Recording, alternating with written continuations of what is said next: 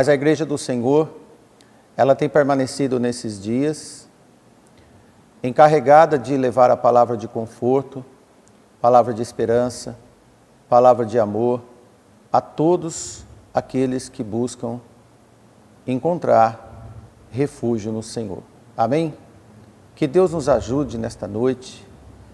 Hoje nós vamos ler na carta que Paulo escreveu aos Romanos, capítulo 9, a partir do primeiro versículo até o versículo 18.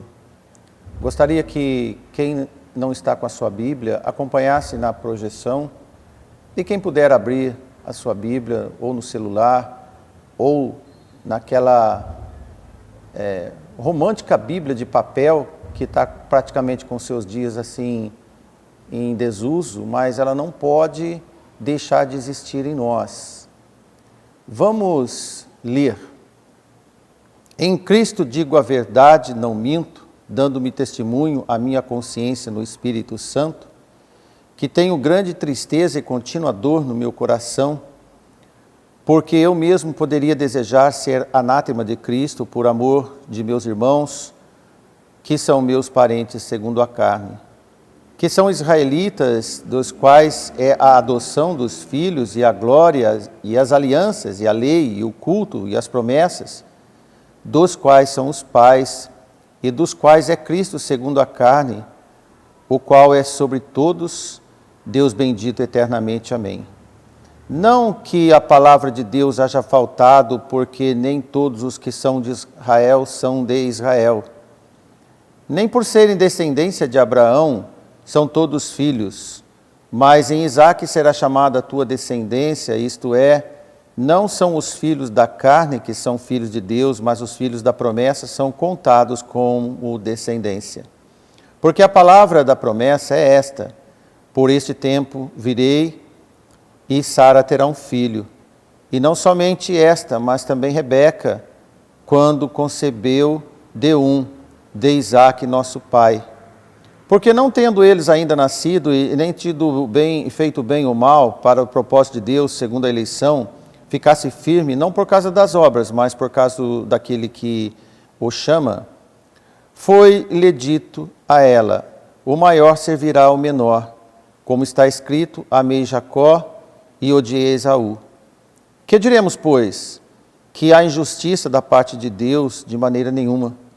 Pois diz a Moisés: compadecer-me-ei de quem me compadecer, e terei misericórdia de quem eu tiver misericórdia.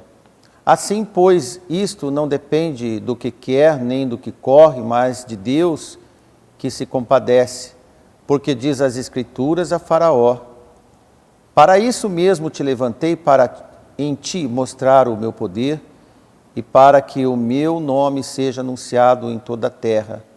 Logo, pois, compadece de quem quer e endurece a quem quer.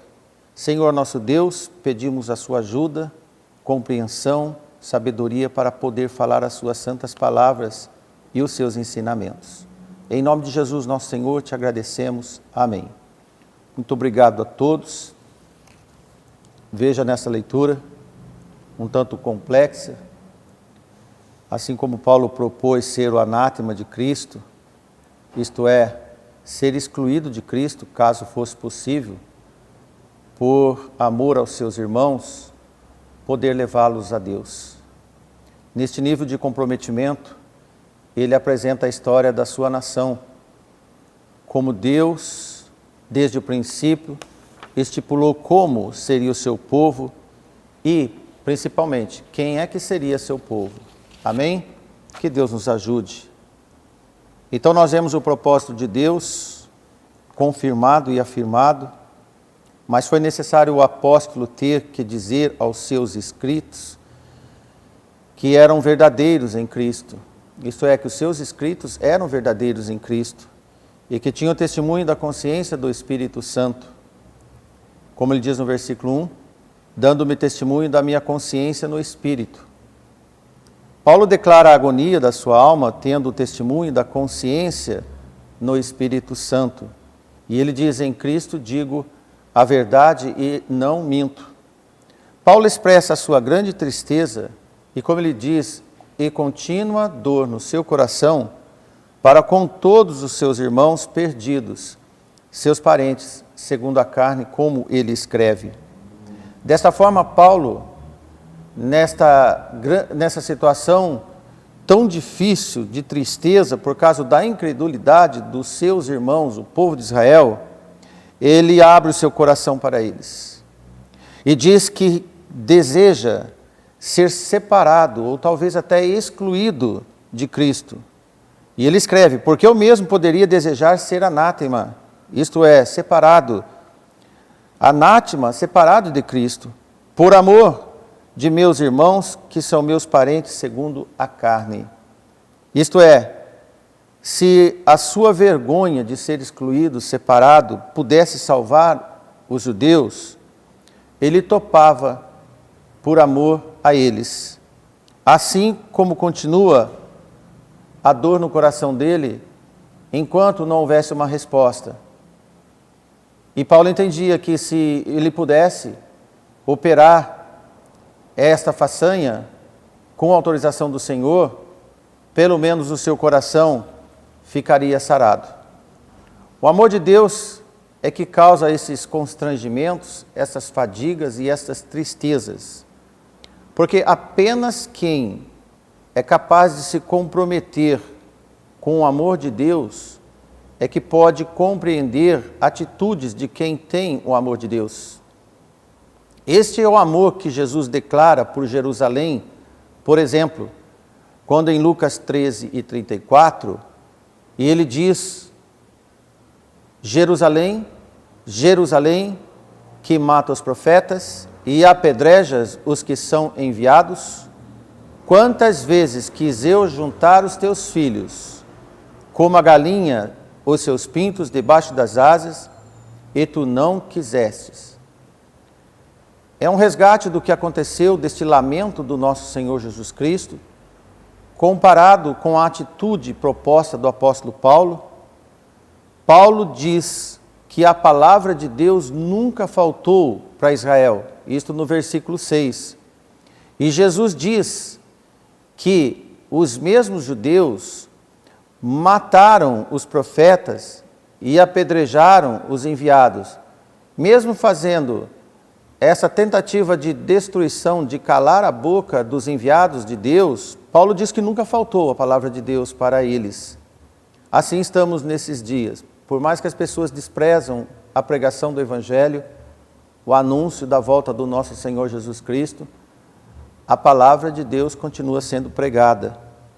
Certamente este é o amor de Deus para com os perdidos, para com os rebeldes.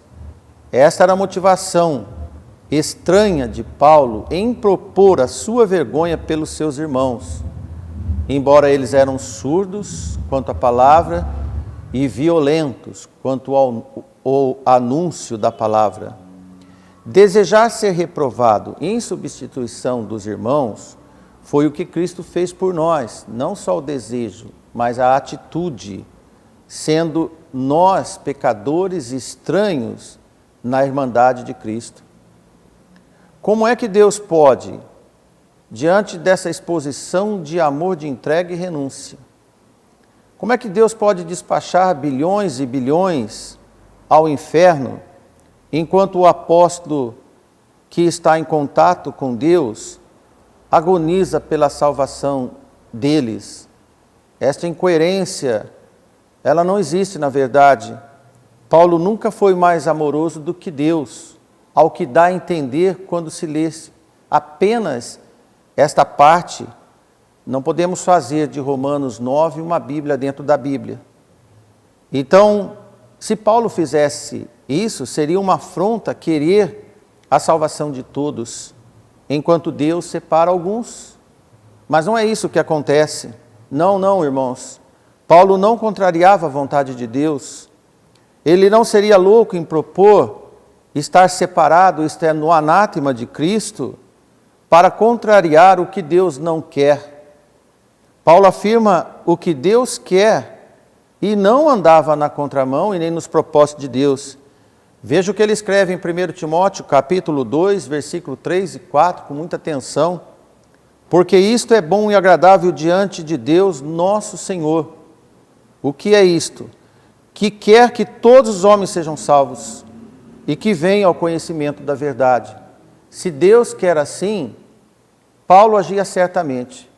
Não agia errado, porque essa é a vontade de Deus. Como Paulo estava com dor acumulada no coração por causa do próximo, aquela dor que mexe com os batimentos cardíacos, devido às aflições de quem ama sem ser correspondido, e sofre pela insensibilidade dos preocupantes, ainda que não sejam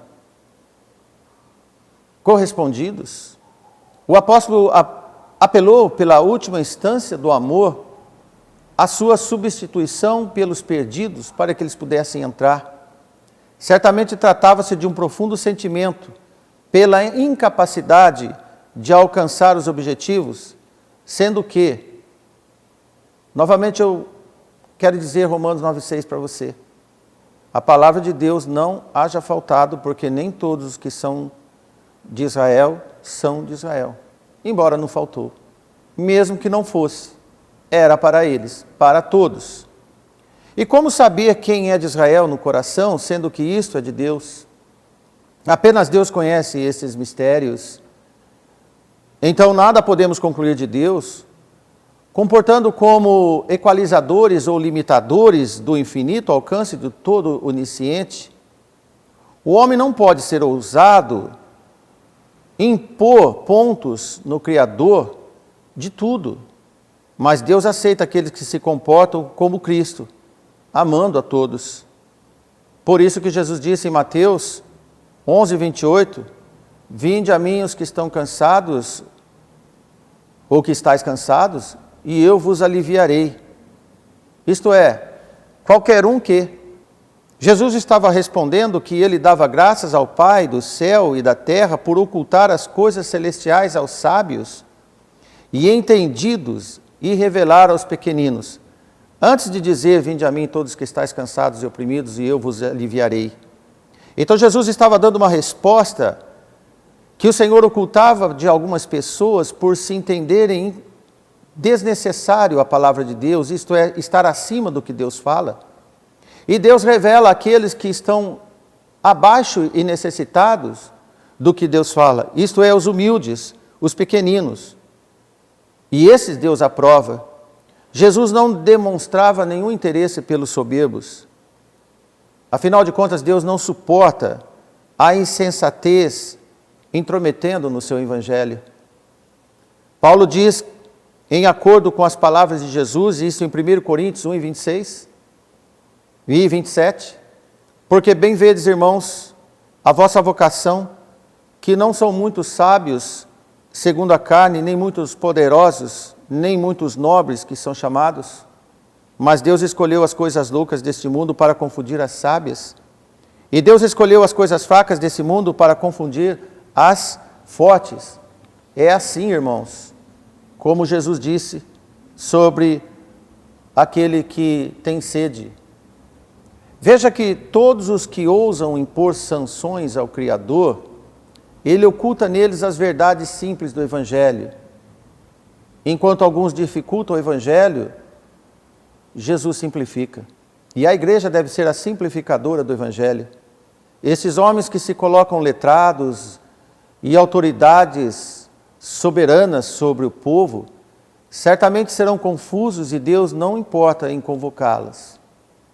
Paulo aos Romanos, no seu amor e aflição de coração contínua por toda a nação, e isso não deixa de ser um amor inútil, por Paulo praticar essa tristeza, entrega e renúncia aos seus. Assim a morte de Cristo não é inútil para os que não creem.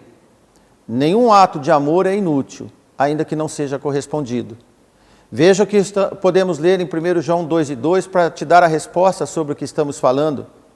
Diz que Jesus é a propiciação pelos nossos pecados. Amém. E não somente pelos nossos, mas também pelos de todo o mundo.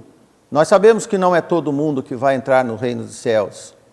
Mas Jesus é a propiciação para os pecados de todo mundo, e está escrito. Deus, pela sua presciência e onisciência, antecede o seu conhecimento apenas em parte para nós. Ele não deixa de realizar a sua obra completa entre nós. Embora Ele revela para nós partes do que nós precisamos, o que é do homem, Deus quer que estuda. O que não é do homem, apenas de Deus, ao homem não interessa. Mas o que é para nós, necessário para nós, é completo. Então, o estranho amor que alguns não concebem é assim, e de fato é. Porque Deus amou o mundo dos gentios e também a nação de Israel. Enquanto a dor de Paulo é a dor que sentem aqueles que criaram e criam os seus filhos no Evangelho, por exemplo, na educação de um lar cristão, e depois não colhem os resultados esperados. Não sabemos do futuro, mas então nada aconteceu. Qual é o comportamento a não ser de tristeza de quem ama, principalmente os pais e que são mais achegados? E pela fé contínua, pregando aos filhos adultos, que ainda não decidiram, pregam para os esposos, para as esposas, para os tios, amigos, sendo que ainda continuam insensíveis ao precioso comunicado levado com dedicação por muitos anos. Os corações dos anunciantes comprometidos sente pela tristeza contínua e ataca o coração. Isto é amor. E como podemos dizer de uma mãe ou de uma esposa que prepara um prato delicioso e recebe um não, porque não está com fome, sendo que ela preparou para aquela pessoa, talvez pelo seu filho, pelo seu marido, e a resposta é, não quero comer porque eu já comi numa lanchonete aí fora. Qual o sentimento dessa mãe que preparou aquele prato tão especial, tão dedicado ao filho e ao esposo? Ou quando o esposo ou o namorado chega para a sua esposa ou namorada com um ramo de flores para a amada e ela não se comove. Esse é o sentimento que o pregador tem, esse é o sentimento que Paulo teve. Foi isso que Jesus relatou. Embora Paulo era o enviado de Deus para pregar o evangelho além das fronteiras da sua nação, ele nunca perdeu o amor pelos seus irmãos judeus. Durante os escritos seguintes, Paulo enumera para eles algumas verdades em forma de apelo final para entendermos o quanto era duro o coração deles, sendo que nunca faltou mensageiro para eles. E Deus fez tudo para eles. Organizou uma nação como nunca, desde Abraão. Como ele pregaria aos gentios estranhos e pagãos, se na sua nação a pregação era desprezada pelos seus irmãos, a tão nobre escolha de Deus para ser uma nação diferenciada do mundo todo, escolhendo patriarcas obedientes, profetas especiais, e nós podemos dizer apóstolos especiais, os únicos, os 12, e que a palavra escrita para nós, tão preciosa, como não entristecer se a palavra de Deus não fizer efeito naqueles que nós amamos. Do verso 7 ao verso 18, Paulo relembra, com detalhes teológicos, a obra de Deus perfeita, como um vaso de um olheiro, e é assim. É o mesmo sentimento que um pregador pode ter quando vai falar de Cristo para alguém, sendo que, nesse instante, seus filhos estão na instrumentação da banda dos rebeldes. Os filhos privilegiados por terem sido criados num lar, cristãos, levados com tanto amor no dia da sua infância e da sua juventude. Tal comparação entre nós, os filhos, e a nação de Israel é válida para a dor no coração, tal qual como a de Paulo. Lembre-se que o predestinado Ló afligia todos os dias a sua alma por causa das injustiças e da vida pecadora, dissoluta dos homens em volta dele. As atitudes dos homens de Sodoma eram um insulto na sua alma cansada. Nada diferente do que ocorre nos nossos dias e do relato que nós estamos vendo Paulo escrever neste texto. É anormal diante de Deus um crente não estar aflito ou com dor no peito nesses dias. Não apenas nesses dias de real possibilidade de morrer. A sua aflição deveria estar acontecendo bem antes da manifestação desse vírus, por exemplo. O pecado já estava alastrado antes e bem antes deste vírus e vai se alastrar ainda mais. O pecado tem devastado mais vidas do que qualquer vírus e de qualquer peste que existiu neste mundo, até entre as guerras. E parece que alguns não sentiam e não sentem contínua dor pela palavra pregada sem resposta aos ouvintes. Veja que o insensível e frio profeta Jonas, um outro exemplo para ser considerado, não sentiu aflição pela condenação de uma grande cidade com mais de 120 mil pessoas que não sabiam discernir entre a mão direita e a esquerda. Isto é, eles eram muito ignorantes, mas eram maliciosos e muito maliciosos. E a malícia deles chegou nos ouvidos de Deus. Jonas preferiu colocar o seu coração para funcionar por causa de uma sombra perdida e não pelas almas perdidas. Em Jonas 4, para você relembrar, versículo 10 e 11, e disse o Senhor: tiveste tu compaixão da boboreira na qual não trabalhaste e nem fizeste crescer, que numa noite cresceu e numa noite pereceu? E não hei de eu ter compaixão da grande cidade de Nínive, em que estão mais de 120 mil pessoas que não sabem discernir entre a mão direita e a sua mão esquerda, e também muitos animais? Jonas não tinha o coração do Senhor, nem o coração de Paulo. Muitos crentes têm em comum mais com Jonas, e distantes estão da paixão pelas almas perdidas. Paulo não teve a imaginação teológica de Jonas. Se Deus havia dito para ele para clamar contra a cidade por causa da malícia dos ninivitas, e que já havia subido na sua presença para a destruição, e Jonas equacionou como qualquer técnico em leitura equaciona, e agiu sem amor. Tipo, estes estrangeiros ninivitas estão perdidos e condenados mesmo. Por que vou pregar para eles? Como se a pregação nada mudasse. O impostor, ou imposto Jonas, assim pregou. Começou Jonas a entrar na cidade, no caminho de um dia, e pregava dizendo: ainda 40 dias Nínive será subvertida. Isso nós encontramos em Jonas 3 e 4. Jonas, depois do conhecido episódio daquele grande peixe, ele foi pregar dissimulado, um sermão curto e seco. Ele não pregou arrependimento como João Batista pregou, e nem como Jesus ensinou, e continuou. Ele pregou apenas a destruição. Jonas não amou as almas perdidas, mas Nínive amou a palavra de Deus que Jonas pregou, ainda que Jonas não tivesse amor. Paulo amou os seus conterrâneos, mas eles não amaram a palavra de Deus. Este é o Deus indescritível, que não cabe nas ideias dos homens. Deus sempre nos surpreende.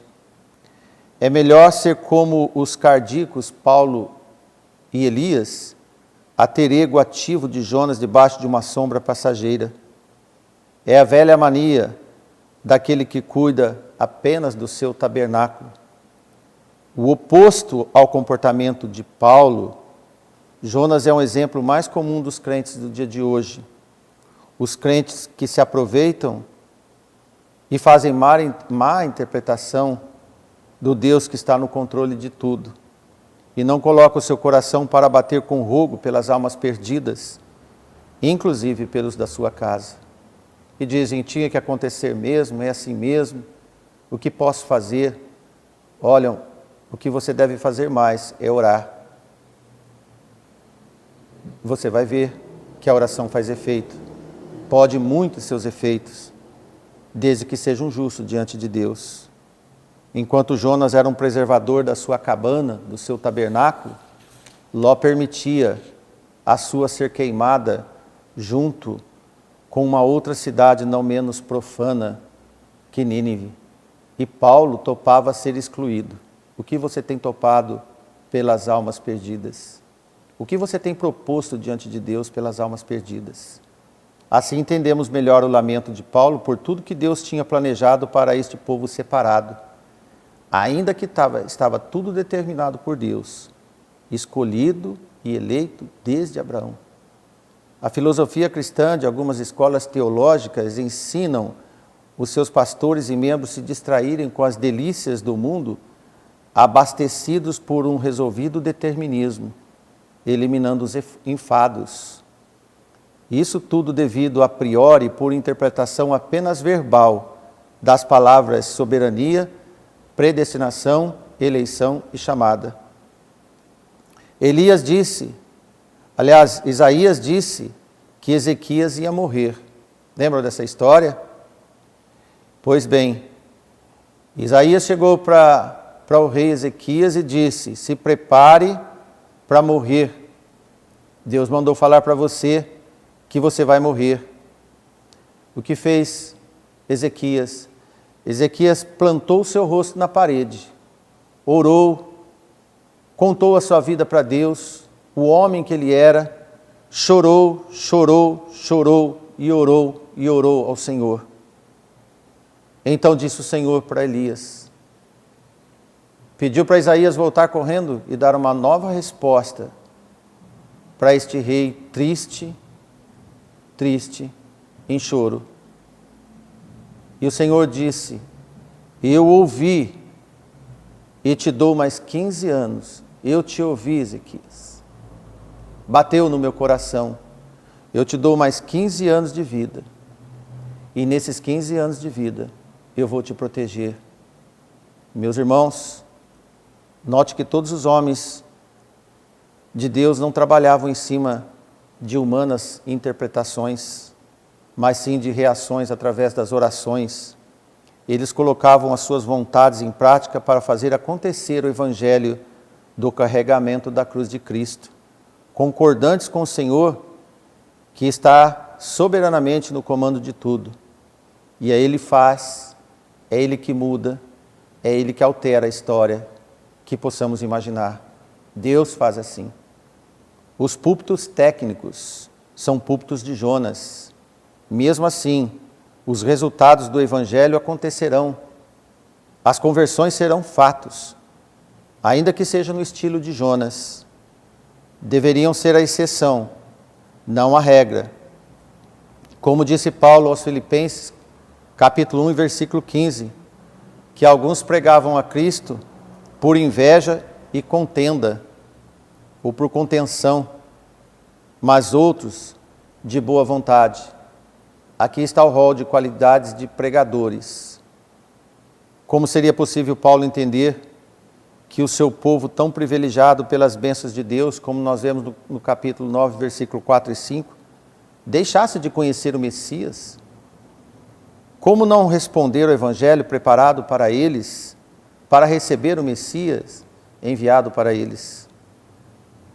Aquela mulher cananeia recebeu essa resposta de Jesus, mas ela teve fé muito maior do que as cidades de Betsaida, Corazim e Cafarnaum, que estavam na Galileia. Muitos não venceram. Já que o Evangelho havia sido outrora prometido pelas Sagradas Escrituras a eles, Romanos 1 e 2 diz: o qual o Evangelho antes prometeu pelos seus profetas nas Santas Escrituras, e manifestado na presente dispensação do testemunho da lei dos profetas, isto está escrito no capítulo 3, versículo 21, mas agora se manifestou sem a lei a justiça de Deus, tendo o testemunho da lei dos profetas. Jesus estava lá manifestado, deu testemunho dos profetas. E por que os judeus não aceitaram? Como é possível conciliar a atitude do povo da aliança com a consumação da história desta mesma aliança em Jesus? No capítulo 9, Paulo concentra o problema da incredulidade deste povo dentro do propósito da eleição de Deus. Paulo compõe a análise dessa difícil questão. Ele inicia mostrando o seu envolvimento pessoal e a tristeza que ele tinha, através das batidas do seu coração. A sua sincera preocupação e a sua grande dor amorosa é maior que qualquer teologia dos homens. Ele relata como Deus, segundo a sua vontade, fez uma nação com tanto zelo para tê-la completamente sua, o seu povo. Como ouviu Salomão numa determinada noite, em resposta a uma oração que ele tinha feito ao Senhor. Em 2 Crônicas, capítulo 7, versículo 14. E se o meu povo que se chama pelo meu nome se humilhar e orar e buscar a minha face e se converter dos seus maus caminhos, então eu ouvirei dos céus e perdoarei os seus pecados e sararei a sua terra. É isto aí, meu irmão, minha irmã. A oração tem eficácia. A oração muda conceitos. A oração faz acontecer o poder de Deus entre todos nós. Deus fez uma nação, a nação desobedeceu. Deus chamou os gentios apareceram. Jesus vai voltar para resgatar todo aquele que nele crê. Você pode ser um. Amém? Que Deus nos ajude.